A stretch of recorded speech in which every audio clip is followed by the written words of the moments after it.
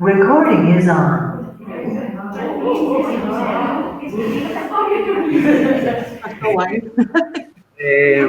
Esther, me mandaches a presentación non? O teu mail, sí.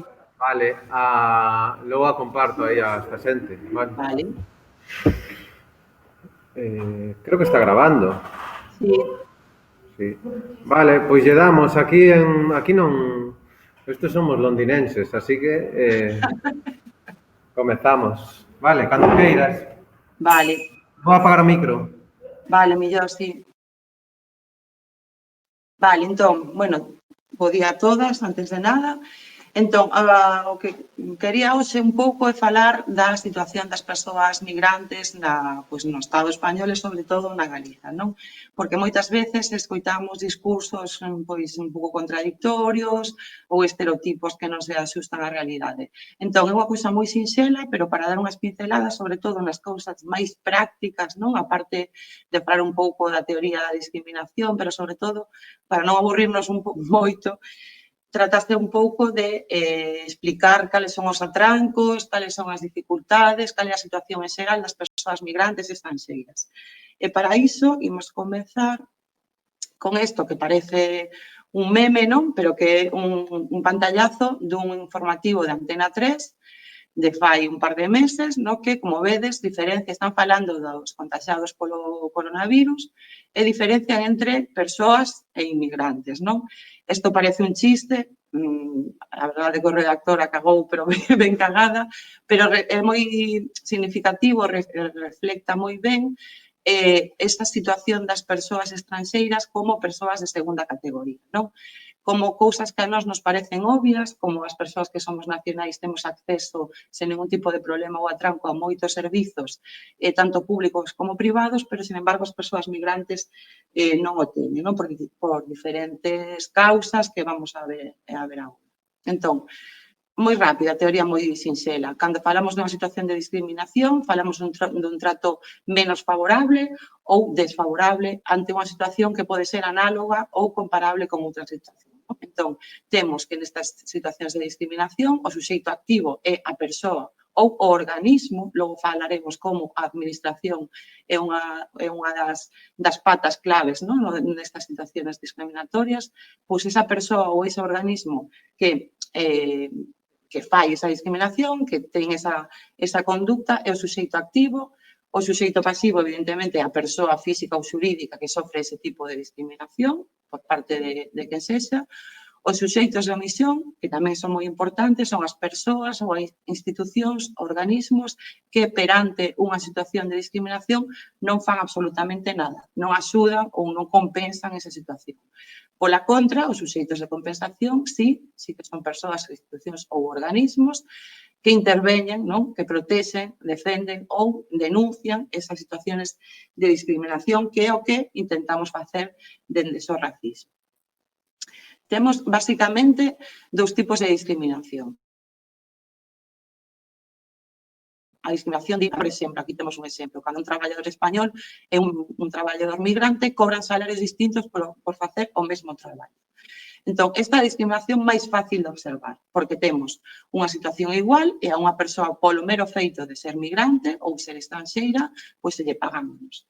Que pasa? Que temos moitísimas veces o que chamamos a discriminación indirecta, que é moi difícil de ver, moitas veces pasa inadvertida porque a vemos como unha cousa natural e normal, non? É dicir, temos, por exemplo, a mí me piden para solicitar a Risga que estexa en situación regular.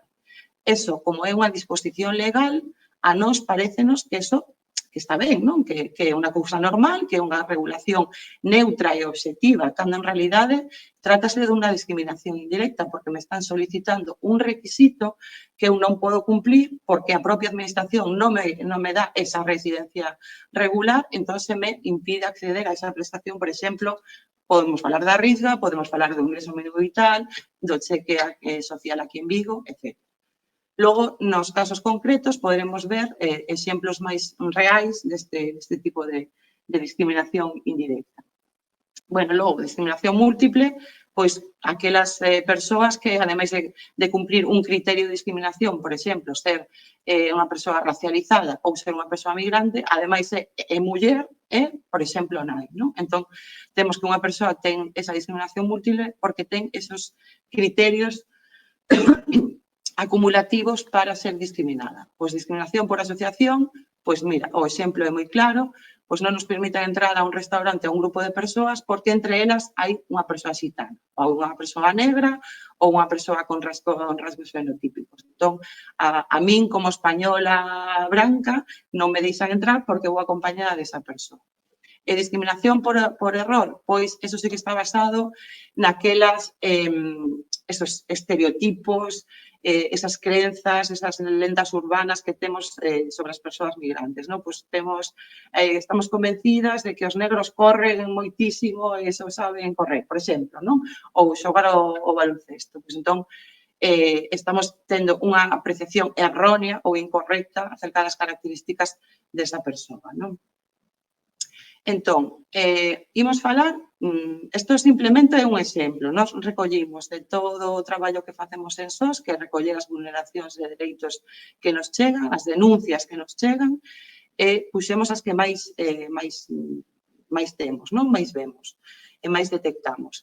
É importante sinalar como as propias persoas migrantes, as propias persoas estranxeiras, moitas veces, sobre todo cando se trata daquelas discriminacións indirectas das que faláramos, as propias persoas non son conscientes de que a súa situación é discriminatoria, porque teñen tan asumido o seu rol de segunda categoría, por dicirlo así, están tan acostumadas a pasar esa carreira de obstáculos que é conseguir a residencia legal, o hándicap de ter documentación, o hándicap de ter que demostrar máis que as persoas nacionais para conseguir algo, que moitas veces veñen á oficina e nos din, pois teño este problema, pois non me deixa matricularme na Escola Oficial de Idiomas porque non teño NIE, non me deixan empadronarme porque o pasaporte está caducado.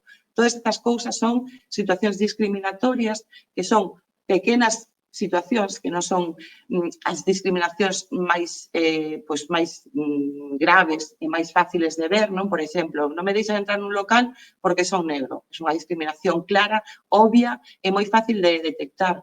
Pero hoxe vamos a falar desas conductas discriminatorias que son máis sutís e que temos moi normalizadas, non? E dentro destas situacións imos a falar dun tema que é moi importante porque para nós o consideramos como o pilar da situación discriminatoria global no Estado español e na Comunidade de Galiza das persoas racializadas ou das persoas migrantes. O racismo institucional. O racismo institucional é aquel conxunto de políticas, prácticas e procedementos que perxudican o grupo étnico ou racial, impedindo que poida alcanzar unha posición de igualdade. Isto, que parece unha teoría así moi rimbombante, en realidade o temos todos os días. Non só nesta época que sufrimos no que un grupo de ultradereita no Parlamento español senta na bancada do Congreso dos Deputados e vai á tribuna e nos di que os inmigrantes nos rouban, que os inmigrantes nos quitan o traballo, que os inmigrantes violan e son todos uns delincuentes, ese discurso do odio é institucionalizado porque se está vertendo non nunha tertulia nun bar, non no Twitter ou nas redes sociales, sino por parte dun representante público que ten a súa participación no Congreso dos Deputados. Este discurso do odio, estas fake news, este mentir con datos incorrectos, este discurso do odio é moi fácil de asimilar, é moi fácil de detectar. Temos outras condutas que tamén temos máis normalizadas, como son as condutas discriminatorias por parte dos funcionarios do Estado, sobre todo forzas de seguridade, policía e funcionarios de estranxeiría. Temos contabilizadas dúcias e dúcias de identificacións por perfil étnico. É dicir, se eu son unha persoa negra, teño moitísimas máis posibilidades de que a policía me pare e me pida documentación. Se teño rasgos fenotípicos de persoa de Sudamérica, por exemplo, tamén, temos moitos registros deste tipo de comportamento. por parte dun funcionario como é un axente da policía. Eso tamén é racismo institucional. E, sobre todo, onde é máis difícil de apreciar ese tipo de conducta discriminatoria por parte da Administración e do Estado é nas propias leis e regulacións dos dereitos das persoas migrantes ou estranxeiras. Como sabedes, ou se non sabedes, xa vos lo digo eu, no Estado español temos unha lei de estranxeiría e un regulamento desa lei de estranxeiría que é a lei máis racista e xenófoba que nos podemos encontrar en toda a regulación do Estado español. A propia lei perpetúa a discriminación das persoas estranxeiras. A propia lei é a que exixe ás persoas estranxeiras moitísimos máis requisitos, medios económicos, exámenes de coñecemento, un auténtico calvario para conseguir a situación regular, a residencia regular, un auténtico calvario e requisitos para manter e prorrogar esa residencia regular. Entón, a propia lei é que perpetúa esa situación de discriminación. Que pasa? Isto sí que é unha discriminación indirecta porque nós podemos pensar que eso non é discriminatorio porque simplemente é unha serie de requisitos que se lle impón a xente para que poida permanecer no noso Estado. Comprobaremos como isto non é así e como dicimos sempre que a lei de estranxeiría é a parte máis racista e dura do racismo institucional. Vale, se vou rápido así, falade por o chat ou o que sexa. Vale. Vale, entón, para falar das condutas discriminatorias, imos falar como de dous ámbitos, o público e o privado, vale? Entón, imos ir un por un, servizos públicos. En xeral, falamos dos servizos públicos e nos referimos ao procedimento administrativo. O procedimento administrativo é cando eu vou á administración a solicitar pois unha prestación, a pagar un imposto, a facer unha consulta, a calquer tipo de trámite, non, que chamamos administrativo. Que pasa? Que no procedimento administrativo hai un procedimento específico para as persoas estranxeiras que recolle a lei de estranxeiría. O que temos é que o procedimento en estranxeiría, aparentemente, coa regulación normal, é igual que o resto dos procedementos para o resto das cousas, pero, sen embargo, estamos ollando como hai moitas veces que se produce unha discriminación no trato das persoas. É dicir, a Administración ten a obriga de recollerme unha solicitude sempre, teña ou non teña a documentación exixida. E logo hai un trámite obligatorio no procedimento administrativo que se a mí me falta algún tipo de documentación, teñeme que dar un plazo de 10 días para subsanar esa solicitude e aportar a documentación que me falta. Eso é sempre, é obrigado, o pon a lei. Que pasa? Que en estranxeiría, o que están facendo os funcionarios de estranxeiría é requerirlle a xente no primeiro momento da solicitude toda a documentación. Cando estamos a falar de persoas estranxeiras, moitas veces esa documentación ven do país de orixe. Eso retrasa moitísimo a presentación dos documentos e moitas veces temos países como Venezuela, Cuba ou Marrocos que é absolutamente imposible casi conseguir esa documentación e moitas veces o que sucede é que como a mí non me collen esa solicitude sen esa documentación e non me permiten a posteriori presentarla, moita xente está quedándose en esos trámites sen poder pedir a prórroga da estancia, sen poder pedir a prórroga da residencia, os efectos supernegativos que eso conlleva porque se quedan en situación de residencia irregular.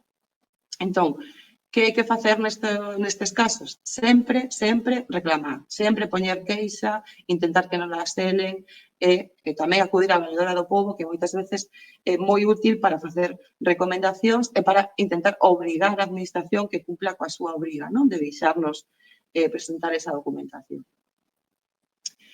Vale, ámbito sanitario. Temos na Galiza, sabedes que as competencias en sanidade están delegadas, están transferidas ás comunidades autónomas, entón en Galicia temos un programa galego de protección social da saúde que se creou en 2012 e que se creou precisamente para dar cobertura sanitaria ás persoas en situación irregular, que hasta ese momento non tiñan asistencia sanitaria.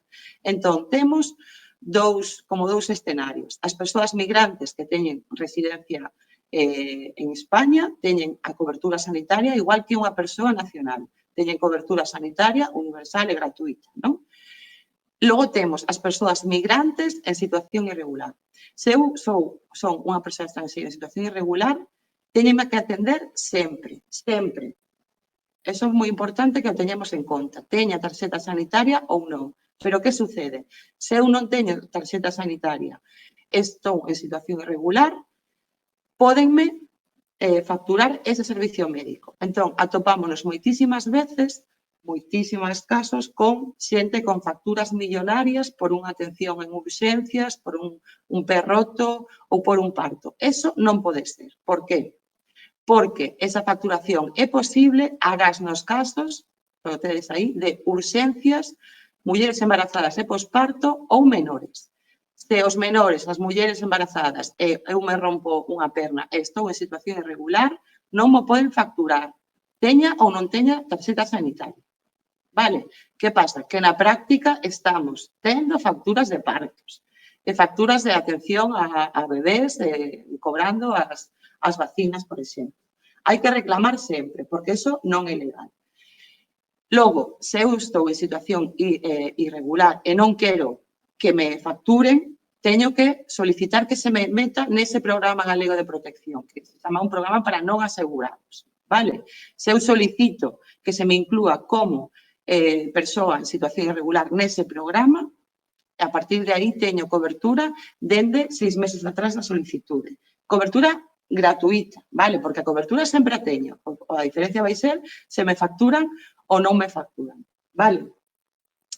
Logo, importante, non nos piden ningún tipo de documentación, simplemente unha declaración xurada conforme non temos seguro privado e non temos recursos para contratar ese seguro. Vale? Bueno, como actuar ante eso? Pois o vemos sempre. Hai que recurrir esa facturación, hai que poñer unha queixa, unha reclamación frente á atención e información ao paciente, defensor do paciente, Valerona do Pobo e incluso vía judicial, se nós temos algúns contenciosos administrativos no xulgado, porque, a pesar de dicirlle ou expoñerlle ao Sergas que non me podes facturar isto porque é unha muller de parto, o Sergas dalle igual, mantén a factura, que podedes imaginar o custo que ten, e ao final temos que acudir ao xulgado para que nos den a razón, que sempre non la dan, porque a regulación neste aspecto é moi clara. Entón, a saúde, a cobertura sanitaria é unha cousa tan importante que nós temos tan asumido que vamos ao médico as veces que queiramos. Bueno, logo o funcionamento da saúde e do servicio sanitario é outro debate. Pero nós temos o dereito, vamos en problema. Moita xente estranxeira ou migrante non acude ao médico por este medo a que lle cheguen as facturas que realmente están chegando. Vale, ámbito educativo. No ámbito educativo, que temos? Primeiro, episodios de discriminación, delito do odio, mobbing, acoso a persoas, a nenos ou crianzas racializadas ou migrantes, que cada vez son máis na nosa comunidade. Entón, bueno, pois, estos son como un pouco que poderíamos facer. Pois, falar co Consello Escolar, intervir contra o feito discriminatorio, pois falar coa dirección do centro, incluso se non se pode, no propio centro non se pode solucionar, pois falar con inspección educativa, etc. Cousas así prácticas que nos están a pasar no ámbito educativo, que tamén temos varias queixas e varios expedientes abertos. Os comedores escolares. Os comedores escolares están regulados por un decreto do 2013 pola Xunta de Galiza e di que os comedores escolares nos centros educativos públicos ou concertados o menú ten que ser igual para todo o alumnado, agás problemas médicos de alerxias ou intolerancias. Sempre que teñamos un certificado médico pode cambiar o menú do neno e dar un menú diferenciado. Que pasa? Que temos cada vez máis persoas que viven que por motivos religiosos, por exemplo, a xente coa religión musulmana, que non come determinado tipo de carne ou non come determinado tipo de carne animal que foi matado de determinada forma. Entón, estamos pedindo á Xunta de Galiza que, ademais da excepción médica, da excepción de intolerancias ou alerxias, recolla unha excepción ideolóxica, non? Pois tanto para persoas que non queren que os seus fillos coman carne, como, sobre todo, este tipo de persoas que para eles é moi importante que os seus fillos non teñan esa alimentación por motivos religiosos, non? Entón, moitas veces o que tratamos é directamente cos coles para intentar convencelos ou da importancia, non? Ou da angustia que lle crea, sobre todo as crianzas máis pequenas, pois, eso, comer un plato de lentellas con un chourizo, non? Que para nós é unha cousa así como moi normal e habitual, pero a eles querenlle unha situación de estrés e moitas veces se ven obligados a deixar o comedero escolar, non? Son cousiñas pequenas, pero que día a día non hai ninguna lei que obriga ao colexio, a xunta, a dar de comer sen porco, pero nos consideramos que eso tamén é unha discriminación cara, en este caso, cara ás crianzas. Vale, un asunto, bueno, isto é unha, cando falamos de discriminacións indirectas, aquelas que falaba que eran máis difíciles de observar, temos tamén aberto unha pelexa eterna que nunca acaba coa Escola Oficial de Idiomas. A regulación da Escola Oficial de Idiomas, que sabedes que é unha formación reglada, está regulada e nos di en ningún momento na regulación da Escola Oficial de Idiomas, nos seus cursos, se exixe que a persoa, que o alumno teña residencia legal. Entón, eu se estou en situación irregular, podería perfectamente matricularme na Escola Oficial de Idiomas, que normalmente, ademais, é moi necesario e moi útil para elas, non? Para a xente que ven de fora e fala outro idioma. Que nos está a acontecer? Que na práctica, a xente en situación irregular non se pode matricular nos cursos da escola porque o propio formulario non deixa a aplicación informática que ten a escola para matricularse, non deixa meter o número de pasaporte. Nos exixe sempre ou DNI ou NIE. Entón, que pasa? Que na legislación, o sea, na regulación da escola, non din que hai que ser residente legal, pero na práctica, eu se teño pasaporte, non me podo matricular.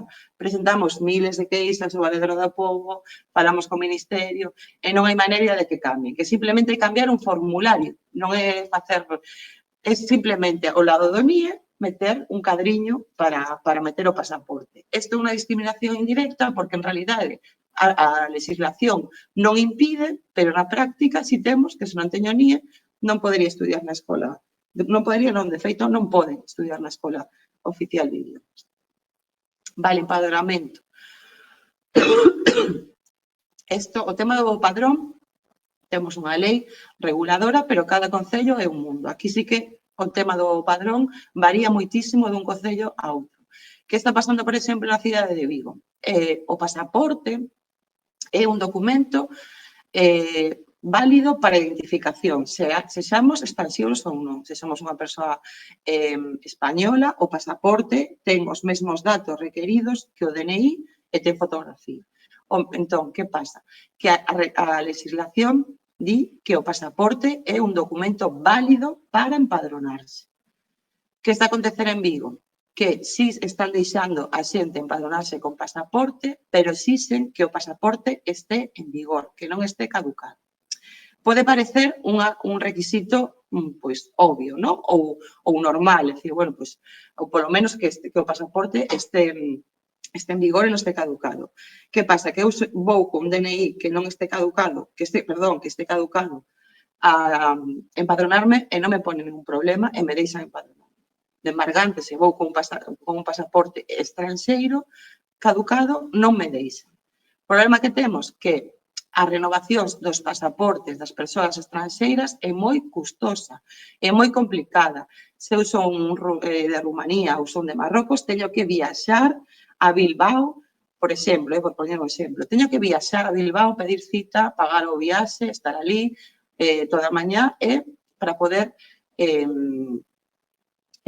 actualizar o pasaporte, renovar o pasaporte. Se son de Senegal, teño que ir a Madrid, por exemplo, o Consulado de Madrid, para renovar o pasaporte. Están dando citas agora, día 29 de outubro de 2020, no Consulado senegalés para renovación de pasaportes para 2023. Entón, o que queremos conseguir é que o Concello de Vigo, que tampouco está recollido en ninguna normativa, pero que é unha práctica habitual, porque temos moitas denegacións de padrón por este motivo, por estar caducado o pasaporte, estamos traballando co Concello de Vigo para que se dé conta que unha persoa que o seu consulado lle tarda 3 anos en darlle unha cita para renovar o pasaporte, non podemos ter unha persoa sen padrón, porque a día de hoxe o padrón é fundamental para calquera prestación, para calquer trámite, para facer calquera cousa, o padrón é fundamental. E unha persoa sin padrón non pode, primeiro, acreditar o tempo que leva aquí en España e, segundo, acceder a ningún tipo de axuda, non? Entón, temos aí ese hándicap e o Concello non acaba de entender o que é eso, unha renovación dun pasaporte dependendo do país que veñas, non?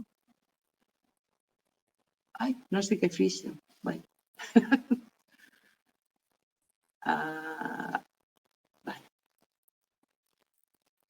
Vale. Servicios privados. Nos olvidamos agora da administración, puxemos así algúns exemplos das dificultades, non, das persoas en situación irregular para acceder ás prestacións públicas. Vos que estades aí estudiando eso sabedes que no 99% das prestacións públicas, dos subsidios, das axudas, o escarcelamento, a risco, o ingreso mínimo vital, o cheque, exixen a situación regular, non? Entón, é moi importante que nos demos conta que unha persoa que non pode traballar porque non se lle dá permiso de traballo, non pode acceder a ningún tipo de subsidio, unha PNC, é moi importante que nos demos conta que esa persoa está abocada á miseria, por dicir así, á precariedade, á vulnerabilidade económica e social, polo simple feito de non ter unha tarxetiña que se chama NIE e non poder acceder a esas axudas, non? Estame salendo un chat por aí, se ve, non? A Guillermo. Vale. Servicios privados. Servicios privados, o máis sangrante, seguramente, de todo o que nos atopamos con respecto aos servicios privados é a vivenda. O acceso a vivenda de por sí, para que calquer tipo de persoa, sexa nacional, estranxeira, regular ou irregular, é unha odisea. Temos o regulamento do arrendamento, sobre todo, que a xente normalmente, a xente migrante, a xente estranxeira, non accede á compra de vivenda. E se accede á compra de vivenda non vai ter ningún tipo de discriminación, xa vos lo digo eu, pero que pasa? Que esa xente ten que acceder a unha vivenda en réxime de alugueiro. Que nos estamos a topar? Pois gravísimas discriminacións á hora de alugar as vivendas. Gravísimas discriminacións de teño unha persoa que ven as dos con acento supermarcado colombiano e me di, non son capaz nin sequera de que me den cita para ver os pisos.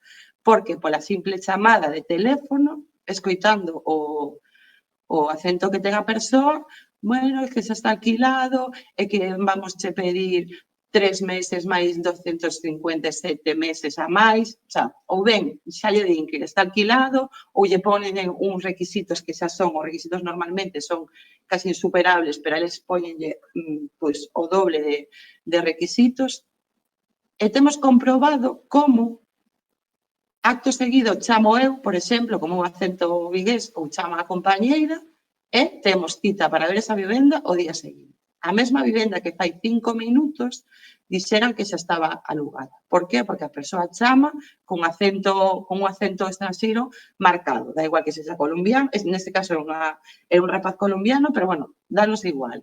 Entón, non só porque os particulares, as persoas particulares, os propietarios, e tamén as inmobiliarias, que daí todavía case máis grave, non? Teñen perxuizos porque a xente estranxeira por a forma de vivir según eles a xente estranxeira, xa non vimos falar da xente xitana porque eso xa é outro cantar. Entón, se eu son españolita, blanca, sen acento estranxeiro, teño dificultades para acceder a vivenda, se non teño recursos económicos, está claro, pero unha persoa estranxeira tendo os mesmos recursos económicos que a min ten o dobre de dificultade para acceder a un servicio tan básico como é ter unha vivenda onde vivir, non? Un fogar. E, engadido a isto, a propia precariedade da xente que está en situación irregular, que non ten documentación, que non pode pedir aval bancario, que non pode presentar unha nómina, que dende logo non pode presentar un fiador ou un aval e que ten que optar polas infravivendas, por pisos compartidos, por habitacións alugadas a un precio desorbitante, por a precariedade porque non teño contrato, porque non podo, porque, bueno, o arrendamento é oscuro, en situación irregular, entón botan a xente das habitacións cando lle dan a gana, bueno, un desastre. Entón, é moi importante que nos demos conta de que, sendo un servicio tan fundamental, o de acceso a vivenda, as persoas en situación irregular e tamén as persoas migrantes en situación regular están moi discriminadas. Importante, aí volo poño, non quero dar a chapa co rollo legal, pero sí que é verdade que no Código Penal temos 3 artículos adicados a este tipo de situacións. Entón, unha persoa, unha inmobiliaria, un propietario que denegue o acceso á vivenda polo mero feito de que unha persoa sexa migrante, é dicir, por escoitar por teléfono ese acento, eso constitúe un delito, vale? Do artículo 512 do Código Penal. É sempre denunciar. Con respecto ás denuncias, é moi importante tamén. A xente en situación irregular, cando son conscientes do que lle está pasando, cando son agredidas, cando son insultadas, cando non se lle permite acceder a unha tenda, a un bar, cando son discriminadas de calquera maneira, nós sempre animamos, axudamos, acompañamos para que denuncien, porque lles dá un medo terrible. A xente que está en situación irregular entende que son como os culpables desa situación e é moi difícil que poñan unha denuncia, porque pensan, dende logo, a policía, xamais, non ir nunca a policía, pero no xulgado, eu se estou en situación irregular e son agredido, teño dereito a denunciar, teño dereito a actuar como acusación particular e que se me repare por ese dano. O xulgado ten obriga de tramitar e non pode abrirme unha orden de expulsión cando eu vou ao xulgado a denunciar este tipo de prácticas.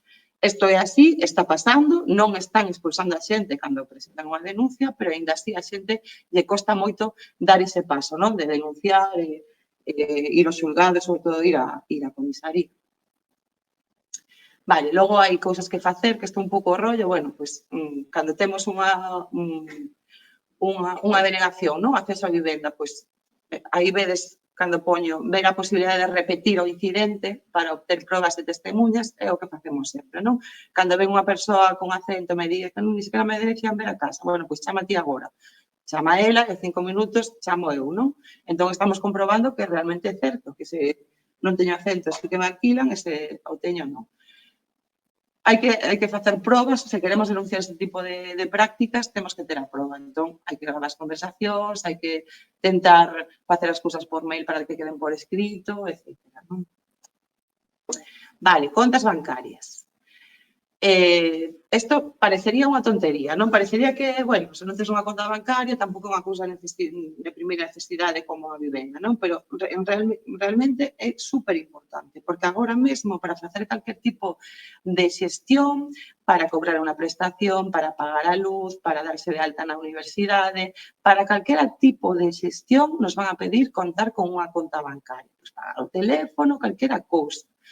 Que nos que está pasando? Que as persoas en situación irregular, que non teñen nin residencia, se lle está denegando a apertura de contas bancarias. Pero sempre. Hai algúns bancos mellores que outros peores, pero en realidade está pasando en casi todas as entidades bancarias. E non hai unha regulación certa, porque nós cando temos moitísimas vulneracións deste tipo, o que facemos é acompañar a persoa ás oficinas bancarias e intentar que lle abran a conta bancaria e temos, como por exemplo, a banca de Urzáiz sí que abre e a banca de Castelao non o fai. Entón, ni sequera teñen eles mismos, os bancos, un criterio claro de que teñen que facer cando ven unha persoa con pasaporte a identificarse. Lembremos que o pasaporte, como dicíamos antes con respecto ao padrón, o pasaporte é un documento de identificación válido e legal, porque ten todos a información, os requisitos que exixa a lei. Entón, a situación era tan sangrante, pero tan sangrante, que no 2017 se aprobou un decreto que creou as chamadas contas de pago básicas. Vale. Entón, as contas de pago básicas están pensadas non só para xente en situación irregular, senón tamén para nacionais que non teñan ingresos.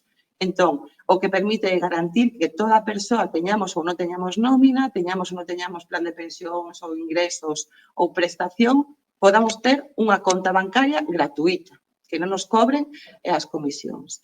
En ese decreto se nos dice que as persoas estranxeiras teñen dereito a acceder a esas contas de pago básico e se pode identificar con pasaporte. E se non temos residencia, tamén podemos acceder. Só hai un caso, un motivo polo que nos poden denegar a apertura desa conta, que é se eu teño unha orden de expulsión, que non é o normal.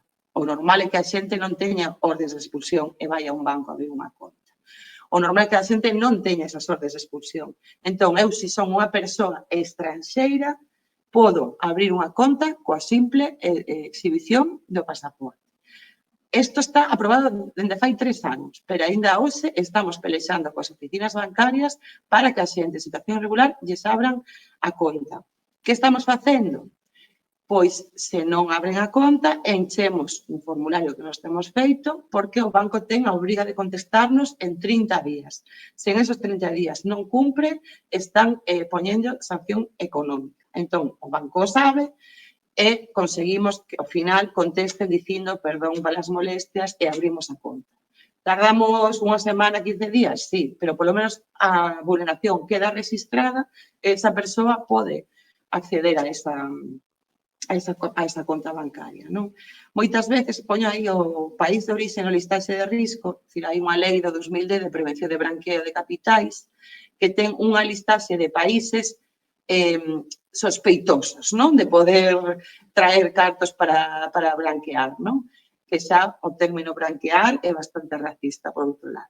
En fin, entón, podemos atoparnos unha persoa estranxeira que veña de algún destes países. Non é impedimento para abrir a conta. O que nos van a pedir é máis documentación. Pois nos van a pedir se eu ingrese son, por exemplo, de Abu Dhabi, por exemplo, non? Que está na listaxe, e ingreso 1.000 euros, vanme pedir que eu acredite onde veñen esos 1.000 euros e tal. Entón, nos piden máis documentación, pero non é un motivo por si mesmo para denegarnos a apertura da conta.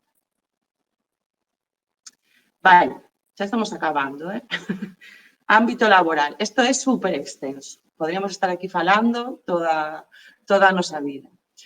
Temos ofertas de emprego que parecen memes. Igual que a imaxe do principio, temos registradas ofertas en periódicos, en webs, incluso en webs especializadas en búsqueda de emprego, en oferta de emprego. Temos ofertas de emprego, búscase señora española para cuidar nenos. Búscase camarera no latina, bueno, cousas así, o sea, eso sí que non é discriminación indirecta, eso é racismo puro e duro e discriminación, vamos, alucinante. Temos moitísimos anuncios guardados no propio acceso, xa non me deixan ni facer a entrevista, xa non digo as preguntas que fan nas entrevistas de traballo, por exemplo, as persoas de orixe musulmán, pois temos preguntas, preguntas de todo tipo, non? Tamén temos unha discriminación máis obxectiva e máis administrativa, por exemplo, no acceso aos cursos de formación. A Xunta ten itinerarios de inserción laboral, a Xunta, ten subvención a entidades. Costounos en Vigo moitísimo tempo, atopar unha entidade que fixera itinerarios de inserción laboral, cursos de formación, competencias clave con persoas en situación irregular. Agora sí que as hai, pero pasamos moito tempo que as persoas que non teñan residencia non podían acceder a ningún tipo de formación. Entón, a situación de indefensión, non? A situación de indefensión que teño se son unha persoa en situación irregular, non coñezo o idioma, non estou capacitada formalmente para facer nada, non podería acceder a ningún tipo de formación ou emprego ou como facer un currículum ou... Eso é o que estaba pasando en Vigo ata fai poucos meses, vale? Non tiñan acceso a ningún tipo de formación ou asesoramento. Vale, como actuamos? Pois, Inspección de Traballo, vale? Inspección de Traballo ten miles e miles de expedientes de denuncias de situacións realmente graves e de condicións moi graves de persoas estranxeiras, migrantes e, xa non vos lo digo, de persoas en situación irregular. O máis grave de todos é o que constitúe un ilícito penal, non? É dicir, a grave discriminación no emprego por ser de orixe asiático, porque son de raza negra, porque son xitana, eso podría constituir incluso un delito, pois se eu traballo, eu son unha persoa negra, traballo con un grupo de 10, a mí me teñen nunha habitación, e os outros, vale, estou poñendo un exemplo moi exagerado, non? Pero, desgraciadamente, atopámonos con este tipo de situacións. Non confundamos esta situación, que é unha discriminación no propio emprego, unha persoa por razón de raza ou etnia, co que é a trata de persoas directamente. Nós temos agora un caso gravísimo de temporeiros, que chaman, de traballadores do campo, ata 6 traballadores en situación irregular, que eso non é discriminación no emprego, vale? Ese xente que pagan 2.000 e 3.000 euros para poder traballar en situación irregular nun campo 18 horas, eso é trata de persoas directamente. Vale, que tamén, obviamente, é un delito. Vale, e para rematar, imos falar de discriminación entre particulares, vale? Isto vamos a deixar un pouco polo aire porque eu coido... Aí está. Vale, discriminación entre particulares é o que se chama o delito de odio, non? É dicir, os insultos, as agresións, as vexacións, o acoso, todo isto entre particulares, dende logo, é punible penalmente. Hai que presentar sempre denuncia ante o xulgado, de guardia, onde a policía. Vale. Hai unha posibilidade de mediación penal que o Colexio de Abogacía Española ten unha posibilidade de mediación penal que non se está dando nunca somos capaces de mediar entre o agresor e o agredido, porque normalmente os agresores non recoñecen o racismo que supuso a súa conducta e, dende logo, non queren pedirlle perdón ao migrante de turno ou a persoa racializada de turno, non? Bueno, pois eso. Cuestións a ter en conta, pois sempre tentar ter proba que acredite que realmente eso sucedeu. Que nos está pasando coas denuncias que presentamos? Que é moi complicado, está sendo moi complicado acreditar que a agresión, por exemplo, é dicir, eu son unha persoa negra e un grupo de chavales me pega de noite, me chama negro de mierda, non sei que, vete a tu país, por exemplo, non? Entón, nos presentamos unha denuncia, a nos parece isto, vamos, clarísimamente unha agresión por motivos racistas, por motivos de etnia, por motivos de ser migrante. Poñemos a denuncia e, en embargantes, o xulgado que fai é tramitar eso como se fose unha agresión normal, como se dous persoas se pegan sen ningún tipo de connotación discriminatoria. Estános costando moito que os tribunais apliquen un código penal que está pensado para eso, un ilícito penal que está pensado para eso e un agravante que está pensado para eso. Se a mí me di negro de mierda, te voy a matar e vete a tu país, a nos parece que eso é evidente que non é unha agresión normal, que está motivada por ese feito de ser racializado, non? Pero, aínda así, o que parece tan obvio, a nos está nos costando moitísimo que os tribunales o estimen e que condenen por ese motivo. Xa non digo contra as forzas de seguridade do Estado, que iso é imposible, que ninguén condena a un policía por actitud racista. Temos moitísimas, pero é casi absolutamente imposible que ningún xuiz asuma que un axente da policía pode ser racista e a súa actuación discriminatoria. Vale, isto é a regulación legal do discurso do odio, vale? O que falábamos antes, por exemplo, de Santiago Abascal dicindo todo isto dos migrantes, pois isto é discurso do odio de libro. Vale, fomentar públicamente, promover ou incitar o odio contra persoas ou colectivos por motivos racistas, non? Dende aí a facelo por redes sociais, utilizar medios de comunicación, humillar, despreciar, desacreditar os colectivos de persoas racializadas, ensalzar ou justificar calquer delito cometido contra ese colectivo. E todo isto está regulado. Que pasa? Que, desgraciadamente, aplícase pouquísimo. Ben porque as persoas non queren denunciar porque teñen medo a facelo, ben porque non temos suficientemente probas de que isto está a pasar, ou ben porque os tribunais teñen a mano bastante ancha, son bastante laxos neste tipo de comportamentos ou discursos, vale? O discurso do odio é fomentar o simple feito de falar e dicir que os xitanos son todos delincuentes, pois iso é un discurso do odio. Se eu teño a proba de que iso pasa, podo denunciar. Outra cousa é que o xuiz lle parezca tan sumamente relevante como para condenar a alguén por eso. Vale. Importante dicir, o discurso do odio está pensado, está regulado para colectivos minoritarios en situación de desvantaxe. Vale. Decir que a policía tortura non é un discurso do odio, porque os agentes de policía non son colectivo nin minoritario, nin desfavorecido. Vale. Está pensado para protexer as víctimas, para protexer as persoas en situación de vulnerabilidade. Vale, importante porque tamén se mezcla moito, sobre todo últimamente, es que discurso de odio porque digo que os de... Non, ten que ser un colectivo desfavorecido, minoritario ou en situación de vulnerabilidade. Vale. Bueno, como actuar? Lo mismo. Vale, o mismo que falábamos antes. Sempre denuncia, pois eso, frases proferidas, intencionales de agresión.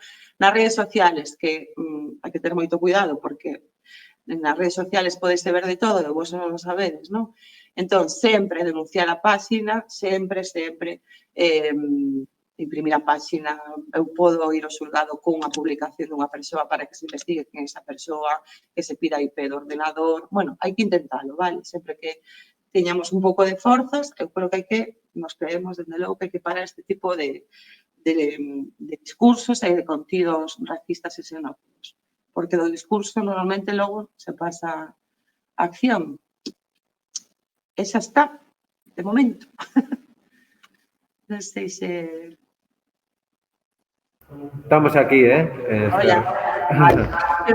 É que é rarísimo, non escrito nada e se me están durmiendo todos. Eso non o sei. Os que teñen a cámara apagada, igual sí.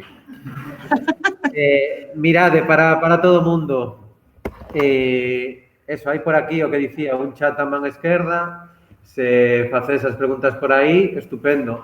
Os que estamos aquí na aula, xa hai xente que ten a man levantada, eu sí que tiña tamén algunha dúbida, pero eso, que se ides metendo por aquí polo chat da esquerda algunha pregunta, estupendo. E se non imos tirando co que nos diga aquí para comezar, Alba. Non sei se escoitas, Esther. Se non te... A mí sí, pero a ver se escoitas a Alba, se non te traduzo eu dende aquí, vale? Sí. Hablaba de casos de Vox, de los discursos de odio del Parlamento. ¿Tendría que denunciar a alguien específicamente para que se tomaran medidas judiciales? ¿O no podría ya, o sea, la Fiscalía ver que se están haciendo públicamente discursos de odio tan fuertes como los que se hacen en un Parlamento y tal cual? O sea, mi duda es quién interviene ahí y por qué se permite que eso siga pasando tan a lo bestia.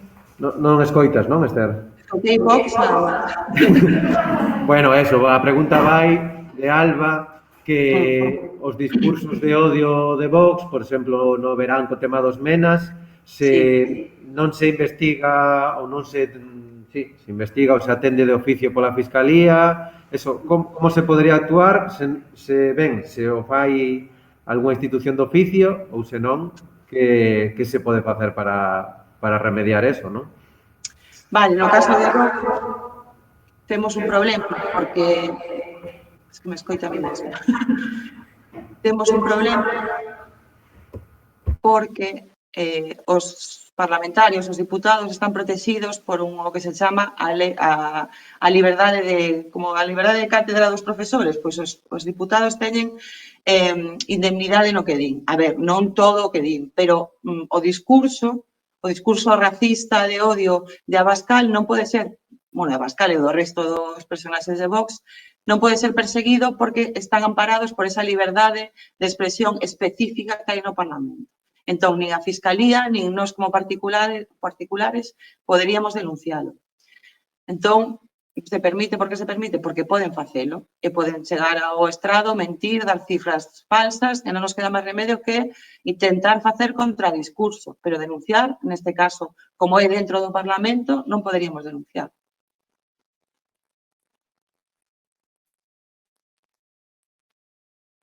Vai Carla. ¿De qué países te suelen pedir más ayuda? Eso. Países, estaba pensando tamén, eso, Carla pregunta de que países, con que países tedes máis relación aquí, pero bueno, tamén é extendible a que nacionalidades aquí en Vigo, Galiza, están traballades máis con elas ou teñen máis demanda de acompañamento, non? Claro, a ver, das persoas estranxeiras que temos, a gran maioría, con diferencia, non teño aquí os datos, pero vou a buscalos, pois igual o 70% é xente de Sudamérica e de América Central. Moitísima xente, sobre todo de países como Venezuela. Últimamente hai moitísima xente venezolana solicitando asilo. Bueno, últimamente falamos dos últimos 2, 3 anos. Moitísima xente solicitando asilo de Venezuela e tamén de Colombia. E logo hai moitísima xente de Argentina, Cuba, é dicir, o tema do idioma eu coido que favorece que a xente de América se veña para aquí, e logo tamén moitísima xente de América que ten algún tipo de familiar en Galicia, que fomos terras de emigrantes nós tamén, non? Logo, o tema este das axudas e tal, pareceme importante do que fala das persoas venezolanas, non? É dicir, hai moitísima persoa venezolana solicitando asilo. Se eu solicito asilo, en principio estou en situación regular, para algunhas cousas non, pero en principio estou en situación regular, mentras espero que me contesten sobre esa solicitude, vale? Mentras tramito a solicitude. Os 6 meses de presentar a solicitude concédenme un permiso para traballar incluso. As resolucións sobre as solicitudes de asilo e protección internacional están tardando en resolverse preto de 2 anos. E na gran maioría dos casos, se denegan. Entón, estamos atopándonos cunha bolsa de pobreza e vulnerabilidade inmensa, porque hai moitísima xente que se pasa aquí ano e medio, 2 anos, como solicitante de asilo con unha situación regular e que de repente cando lle denegan o asilo, porque están denegando o asilo a casi todo o mundo, me quedo en situación irregular, non podo traballar, é como se acabara de chegar a España, non? E teño que agardar todavía un ano máis para poder pedir algún tipo de regulamento, vale? De situación regular. Entón, é importante que nos demos conta de que, sí, ven moita xente ven e pide o asilo, pero esos asilos non se están concedendo. Entón, temos moitísima poboación migrante en situación de auténtica pobreza e necesidade. Vale. Non sei se... Espera, vai Vera. Hola, Vera. Fala, a ver se... Bueno, me preguntaba un poco, ¿me oyes o le hablo a alguien? Escoitas. Sí, escoito. Vale, me preguntaba un poco siguiendo lo de Alba, ¿qué es lo que le da esa inmunidad a un partido como Vox? El hecho de encontrarse físicamente dentro del Parlamento, el hecho de ser diputados o el hecho de estar constituido como partido político. Es decir, si Abascal no fuera diputado e hiciera ese discurso del odio en cualquier lado, ¿se le podría denunciar? O si siendo diputado y estuviera dando un mitin político fuera, ¿se podría? O sea, no sé si me explico un pouco o que va a poder. Sí, a inmunidade a dá a condición de parlamentario, porque evidentemente os de Vox non só falan desa maneira, con ese discurso racista dentro do Parlamento, tens razón. Os mítines é moito peor, os mítines se retransmiten en prime time pola tele, pero a inmunidade dá a condición de parlamentario que ten el e os que o grupo parlamentario, o resto, claro. Hai unha pregunta, non sei, está, bueno, temos aquí a Sara que pregunta, pero Aarón no chat, non sei se estás lendo, Sí. pregunta que según ten entendido unha persoa migrante, aínda que teña documentación e formación aquí en España, que lle é moi complicado hacer un puesto de traballo se non lle fan un contrato de traballo, eso. Como funciona iso? Vale. Bueno, entendo que dijeron que ten documentación, entendo que é que ten permiso de residencia, non? Supoño. Vale, entón, a ver, vale. Se eu teño permiso de residencia, vamos a ver, eu, para que me den a residencia en España, preciso dun contrato de traballo, vale? Senón, non podo permanecer en España. Para acceder a ese contrato de traballo, se estou en situación irregular e levo aquí 3 anos, poderían contratarme.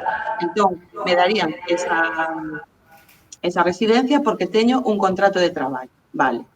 Se eu teño documentación como di Aarón, teño permiso de residencia, podería acceder a calquer tipo de traballo. Podería acceder teóricamente, supostamente, en situación de igualdade cos españoles, cos nacionais, a un posto de traballo, porque teño esa residencia que me permite traballar. Que está pasando? Que se eu teño un traballo hoxe, son unha persoa con papéis, por decirlo así, non? Eu teño documentación, teño traballo, pero ese permiso de traballo dura un ano. O ano seguinte teño que renovar ese permiso. Se eu non estiven traballando durante o 90% do tempo, durante o 90% dese ano, a min xa non me renovan ese permiso e non podería traballar. Non sei se me estou explicando. Aarón.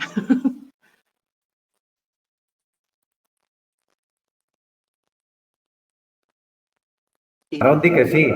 Vale. Digo, non sei se me entendeu. Sara, que está por aquí diante, que te pregunta.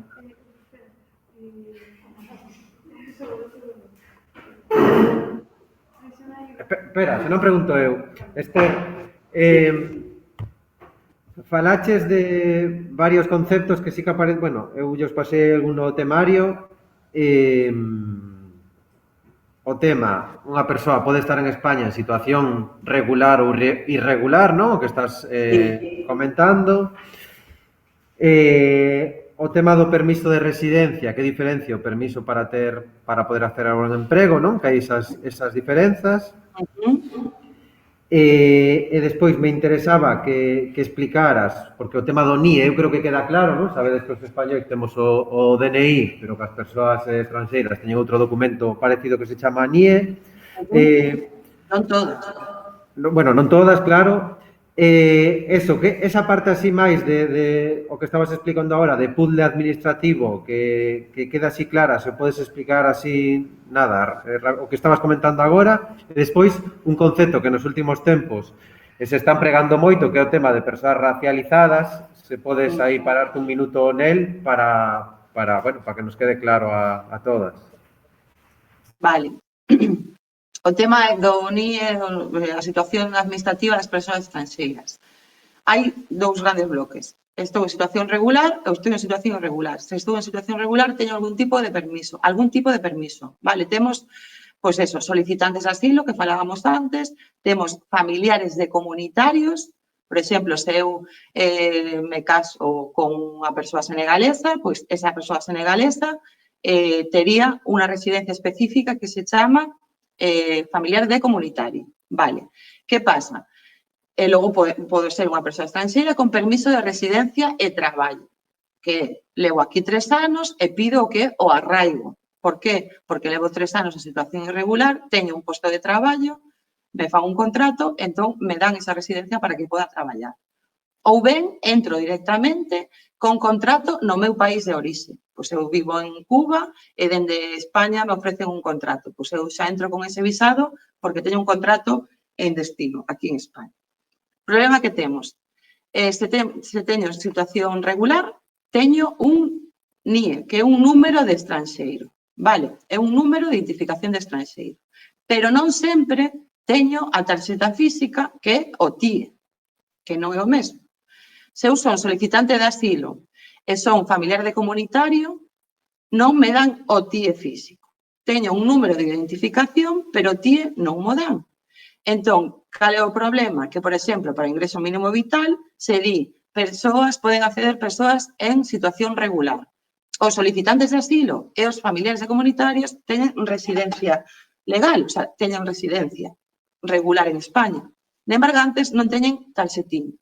Entón, quedan directamente expulsados de poder acceder a ese ingreso mínimo. Vale, temos outros exemplos, pero bueno, un pouco así rápido, vale? E logo, cando, por exemplo, familia de comunitario, eu me caso con un senegalés. Se eu teño ingresos, se eu teño o tope de ingresos que agora está en 800 euros ao mes, se eu teño 800 euros ao mes de ingresos de media, o meu marido, neste caso, a miña muller estranxeira, pode traballar. Sempre está en situación regular, porque é familiar de comunitario, pero é preciso que ese comunitario, neste caso eu, teña ingresos económicos, recursos económicos suficientes para que él poda traballar, cousa que parece absurda, pero é así.